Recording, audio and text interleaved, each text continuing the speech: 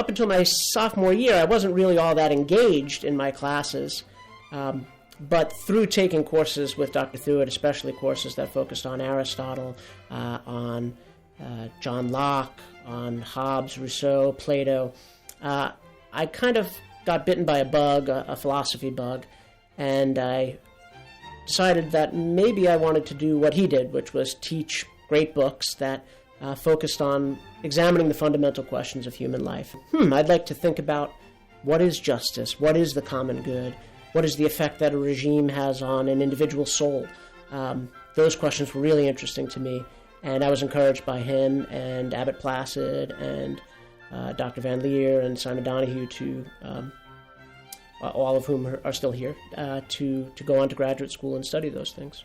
I think politics really can, the study of politics in a philosophic way can get us to reflect on those things, right? To see if perhaps these presuppositions we have as being members of a liberal democracy are good for our souls, if they're damaging for our souls.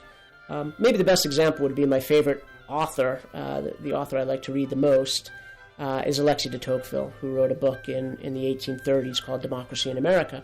And the entire second half of that book, which I love to teach more than anything else, is really about the effect of democracy on our souls, and the good and the bad. And by having students think about that, right, they can avoid some of the pitfalls, some of the problems that Tocqueville points to.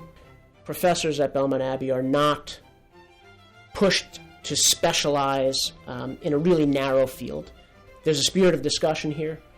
People in this faculty are really interested in those fundamental human questions, and that spills over to our students. We're able to bring them into that.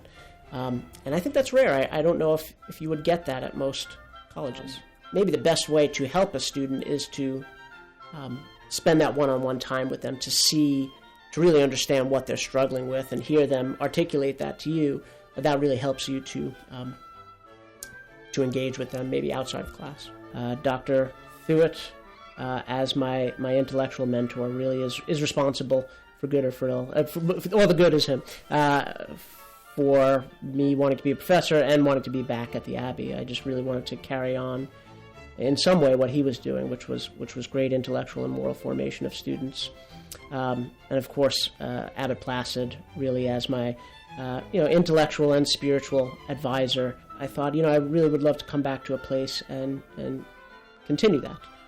The Abbey was really great for me, obviously intellectually, but spiritually as well.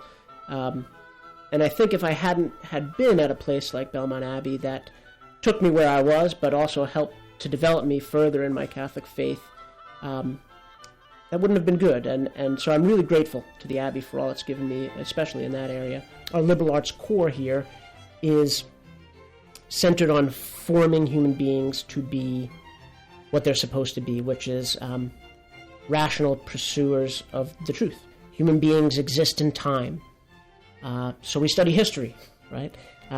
Human beings have souls. And so we have students engage in theological inquiry in a number of theology courses. We're political. What does it mean to be political? What is the relationship between God and the regime, between fellow citizens? We're literary, right? We express ourselves through poetry. Human beings express themselves through poetry, through stories.